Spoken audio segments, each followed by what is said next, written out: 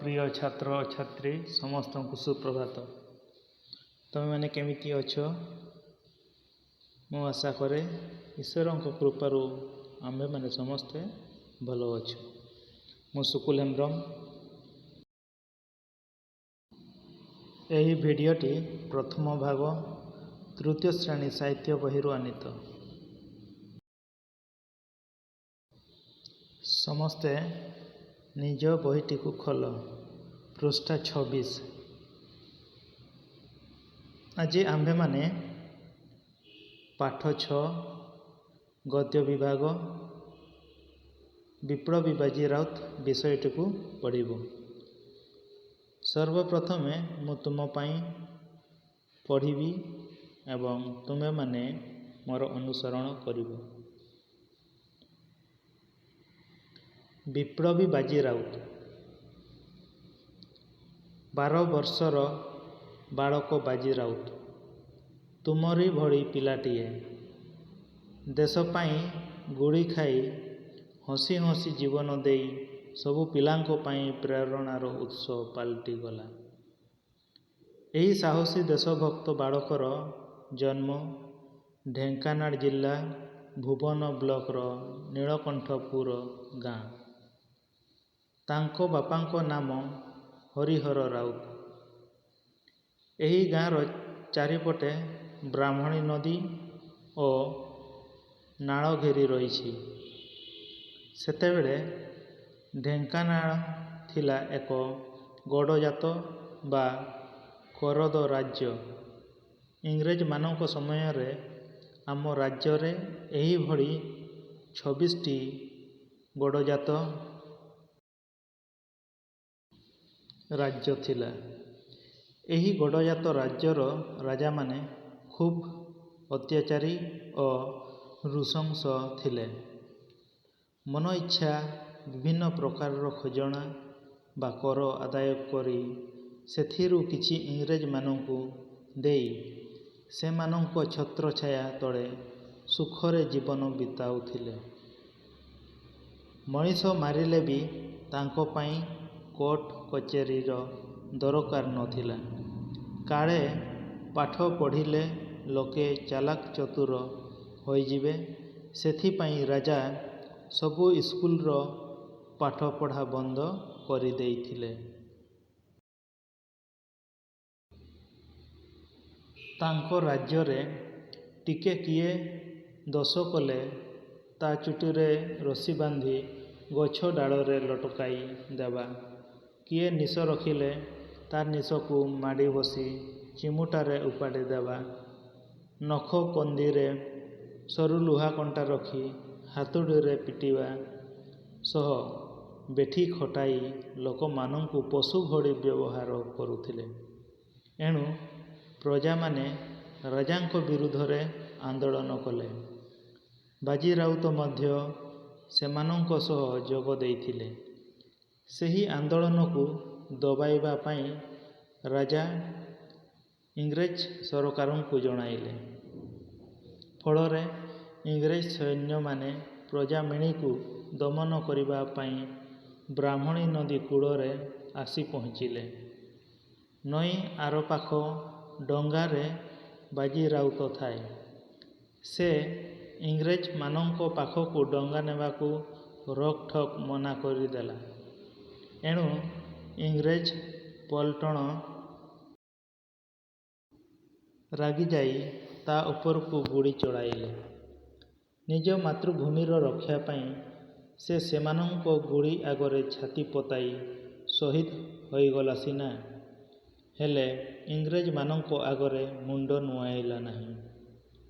ତାର ଏହି ଦେଶଭକ୍ତି ଓ ବଳିଦାନ କଥା ସମଗ୍ର ଦେଶରେ ପ୍ରଚାରିତ ହୋଇ ଆମ ସ୍ୱାଧୀନତା ସଂଗ୍ରାମୀ ଓ ସାଧାରଣ ଜନତାଙ୍କୁ ପ୍ରେରଣା ଯୋଗାଇଲା। ତାଙ୍କ ମର ଶରୀରକୁ କଟକ ଅଣାଯାଇ କାଠଯୋଡ଼ି ନଈବାଲିରେ ଦାହ କରାଗଲା। କିନ୍ତୁ ଦୁଃଖର କଥା ଯେ ଆଜି ବହୁ ଲୋକ ଦେଶର କୋଟି କୋଟି ଟଙ୍କା ହଡ଼ପ କରୁଥିବା ବେଳେ ଏଭଳି ଶହୀଦଙ୍କ ପରିବାରକୁ ମୂଲ ଲାଗି ପେଟ ପୋଷିବାକୁ ପଡ଼ୁଛି। ତାଙ୍କ ଗାଁକୁ ଯିବା ପାଇଁ ବ୍ରାହ୍ମଣୀ ନଦୀ ଉପରେ ପୋଲଟିଏ ବି ଏଯାଏ ହୋଇନି। ଏହା କ'ଣ ଆମ ପାଇଁ ଜୀବନ ଦେଇ ଇଂରେଜମାନଙ୍କ ବିରୁଦ୍ଧରେ ଲଢ଼ିବାର ଫଳ? ଏହା କ'ଣ ସେମାନଙ୍କ ପ୍ରତି ଆମ୍ଭମାନଙ୍କର ପ୍ରକୃତ ଶ୍ରଦ୍ଧାଞ୍ଜଳି? ଏଣୁ ଆସ ଆମେ ଶପଥ କରିବା ଯେ ଆମେ କୁନି କୁନି ପିଲା ହେଲେ ବି ଅନ୍ୟମାନଙ୍କ ଭଳି ସ୍ୱାର୍ଥପର ନ ହୋଇ ଆମ ବଡ଼ ଭାଇ ବାଜି ରାଉତ ଭଳି ଆମ ମାତୃଭୂମି ଓ ମାତୃଭାଷାର ଟେକ ରଖି ନିଜକୁ ଧନ୍ୟ ମନେ କରିବା। ପିଲାମାନେ ଆସ ଅଧିକ ଜାଣିବା। ବିପ୍ଳବୀ ବାଜି ରାଉତ। ବିପ୍ଳବୀ କହିଲେ ଯିଏ ଅନ୍ୟାୟ ବିରୁଦ୍ଧରେ ଲଢ଼େଇ କରିଥାଏ ବା ସ୍ୱାଧୀନ ପାଇଁ ସଂଗ୍ରାମ କରିଥାଏ। ସେହିପରି ବାଜି ରାଉତ ଜଣେ ଥିଲେ ବିପ୍ଳବୀ ଏବଂ ସେ ତମ ପରି 12 ବର୍ଷର ବାଳକଟିଏ ଏବଂ ସେ ଦିନେ ଦେଶ ପାଇଁ ବା ଦେଶର ସ୍ୱାଧୀନ ପାଇଁ ସେ ହସି ହସି ନିଜ ଜୀବନକୁ ଉତ୍ସର୍ଗ କରିଦେଇଥିଲେ ଏବଂ ସେ ସବୁ ପିଲାଙ୍କ ଓ ଦେଶର ସମସ୍ତ ସ୍ୱାଧୀନତା ସଂଗ୍ରାମୀମାନଙ୍କ ପାଇଁ ପ୍ରେରଣାର ଉତ୍ସ ପାଲଟି ଯାଇଛନ୍ତି ବା ପାଲଟି ଗଲା। ଏହି ସାହସୀ ଦେଶଭକ୍ତ ବାଳକ ବାଜି ରାଉତଙ୍କର ଜନ୍ମ ଢେଙ୍କାନାଳ ଜିଲ୍ଲା ଭୁବନ ବ୍ଲକର ନୀଳକଣ୍ଠପୁର ଗାଁରେ ଏବଂ ତାଙ୍କ ବାପାଙ୍କ ନାମ ଥିଲା ହରିହର ରାଉତ ଏବଂ ତାଙ୍କ ଗାଁ ଚାରିପଟେ ବ୍ରାହ୍ମଣୀ ନଦୀ ଓ ନାଳ ଘେରି ରହିଛି। ସେତେବେଳେ ଢେଙ୍କାନାଳ ଥିଲା ଏକ ଗଡ଼ଜାତ ବା କରଦ ରାଜ୍ୟ। ଗଡ଼ଜାତ କହିଲେ ଇଂରେଜମାନଙ୍କ ଶାସନ କାଳରେ ଦେଶୀୟ ରାଜାଙ୍କ ଶାସିତ ରାଜ୍ୟକୁ ଗଡ଼ଜାତ ରାଜ୍ୟ କୁହାଯାଉଛି। ଏହିପରି ଇଂରେଜମାନଙ୍କ ସମୟରେ ଆମ ରାଜ୍ୟରେ କେତୋଟି ଗଡ଼ଜାତ ରାଜ୍ୟ ଥିଲା ନା 26ଟି ଗଡ଼ଜାତ ରାଜ୍ୟ ଥିଲା। ଏହି ଗଡ଼ଜାତ ରାଜ୍ୟର ରାଜାମାନେ ଖୁବ୍ ଅତ୍ୟାଚାରୀ ଏବଂ ନୃଶଂସ ବା ହିଂସ୍ର ଥିଲେ। ସେମାନେ ମନ ଇଚ୍ଛା ବିଭିନ୍ନ ପ୍ରକାରର ଖଜଣା ବା କର ଆଦାୟ କରୁଥିଲେ ଏବଂ ଇଂରେଜମାନଙ୍କୁ ଦେଇ ସେମାନଙ୍କର ସେମାନଙ୍କର ସାହା ଭରସା ନେଇ ସେମାନେ ସୁଖରେ ଜୀବନଯାପନ ବିତାଉଥିଲେ।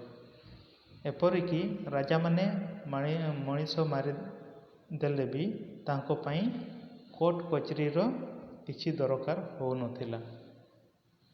ତେଣୁ ରାଜାମାନେ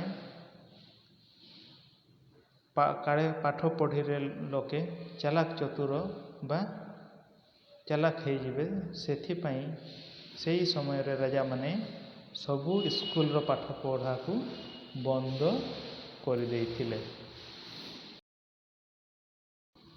ଏହି ଗଡ଼ଜାତ ରାଜ୍ୟର ରାଜାମାନଙ୍କ ବିରୁଦ୍ଧରେ ବା ତାଙ୍କ ରାଜ୍ୟରେ ଯଦି କିଏ ଟିକେ ଦୋଷ କଲା ତା ବିରୁଦ୍ଧରେ ରାଜାମାନେ ଅନ୍ୟାୟ ଓ ଅତ୍ୟାଚାର କରୁଥିଲେ। ଏପରିକି ତା ଚୁଟିରେ ରଶି କହିଲେ ଦଉଡ଼ି ବାନ୍ଧି ଗଛ ଡାଳରେ ଲଟକାଇ ଦେଉଥିଲେ ଏବଂ କିଏ ନିଶ ରଖିଲେ ତା ନିଶକୁ ମାଡ଼ି ବସି ଚିମୁଟାରେ ଉପାଡ଼ି ଦେଉଥିଲେ ଏବଂ ନଖ କନ୍ଦିରେ ସରୁ ଲୁହା କଣ୍ଟା ରଖି ହାତୁଡ଼ିରେ ପିଟି ଦେଉଥିଲେ ଏବଂ ସେମାନଙ୍କୁ ବେଠି ଖଟାଇ ସେମାନଙ୍କୁ ପଶୁ ଭଳି ବ୍ୟବହାର କରୁଥିଲେ। ଏଣୁ ପ୍ରଜାମାନେ ରାଜାଙ୍କ ବିରୁଦ୍ଧରେ ଆନ୍ଦୋଳନ କଲେ ଏବଂ ସେହି ଆନ୍ଦୋଳନରେ ବାଜି ରାଉତ ମଧ୍ୟ ଯୋଗ ଦେଇଥିଲା। ସେହି ଆନ୍ଦୋଳନକୁ ଦବାଇବା ପାଇଁ ରାଜାମାନେ ଇଂରେଜ ସରକାରଙ୍କୁ ଜଣାଇଲେ। ଫଳରେ ଇଂରେଜ ସରକାର ନିଜ ସୈନ୍ୟ ପ୍ରଜାମେଣିକୁ ଦମନ କରିବା ପାଇଁ ଆଦେଶ ଦେଲେ ଏବଂ ଇଂରେଜ ସୈନ୍ୟମାନେ ବ୍ରାହ୍ମଣୀ ନଦୀ କୂଳରେ ଆସି ପହଞ୍ଚିଲେ ଏବଂ ନୀଳକଣ୍ଠପୁର ଗାଁକୁ ଯିବା ପାଇଁ ନଈ ପାରେଇବାକୁ ପଡ଼ିଥାଏ ଏବଂ ନଈ ଆରପାଖ ଡଙ୍ଗାରେ ବାଜି ରାଉତ ଥାଏ। ସେ ଇଂରେଜମାନଙ୍କ ପାଖକୁ ଡଙ୍ଗା ନେବାକୁ ରୋକଠୋକ ମନା କରିଦେଲା। ଏଣୁ ଇଂରେଜ ପଲଟଣ ରାଗିଯାଏ। ପଲଟଣ କହିଲେ ଯିଏକି ସୈନ୍ୟମେଳିର ନେତା। ସେ ରାଗିଯାଇ ବାଜି ରାଉତଙ୍କ ଉପରକୁ ଗୁଳି ଚଳାଇଲା ଏବଂ ବାଜି ରାଉତ ନିଜ ଛାତି ପତାଇ ହସି ହସି ଦେଶ ପାଇଁ ସେ ନିଜ ଜୀବନକୁ ଉତ୍ସର୍ଗ କଲେ। ହେଲେ ଇଂରେଜମାନଙ୍କ ଆଗରେ ମୁଣ୍ଡ ନୁଆଁଇଲା ନାହିଁ। ତାର ଏହି ଦେଶଭକ୍ତି ଏବଂ ବଳିଦାନ କଥା ସମଗ୍ର ଦେଶରେ ପ୍ରଚାରିତ ହୋଇ ସମସ୍ତ ସ୍ୱାଧୀନତା ସଂଗ୍ରାମୀ ଏବଂ ଜନସାଧାରଣଙ୍କୁ ପ୍ରେରଣା ଯୋଗାଇଲା। ତାଙ୍କ ମର ଶରୀରକୁ କଟକ ଅଣାଯାଇ କେଉଁଠି କାଠ ଯୋଡ଼ି ନଈ ବାଲିରେ ତାକୁ ଦାହ କରାଗଲା। କିନ୍ତୁ ଦୁଃଖର କଥା ଯେ ଆଜି ବହୁ ଲୋକ ଦେଶର କୋଟି କୋଟି ସମ୍ପତ୍ତିକୁ ହଡ଼ପ କରୁଛନ୍ତି। ଏଭଳି ଶହୀଦଙ୍କ ପରିବାରକୁ ଏ ପର୍ଯ୍ୟନ୍ତ କିଛି ହେଲେ ମୂଲ୍ୟ ମିଳିନାହିଁ। ଏପରିକି ତାଙ୍କ ଗାଁକୁ ବାଜି ରାଉତଙ୍କ ଗାଁକୁ ବା ନୀଳକଣ୍ଠପୁର ଗାଁକୁ ଯିବା ପାଇଁ ବ୍ରାହ୍ମଣୀ ନଦୀ ଉପରେ ପୋଲଟିଏ ମଧ୍ୟ ଏପର୍ଯ୍ୟନ୍ତ ତିଆରି ହୋଇନାହିଁ। ଏହା କ'ଣ ଆମ ପାଇଁ ଜୀବନ ଦେଇ ଇଂରେଜମାନଙ୍କ ବିରୁଦ୍ଧରେ ଲଢ଼ିବାର ଫଳ?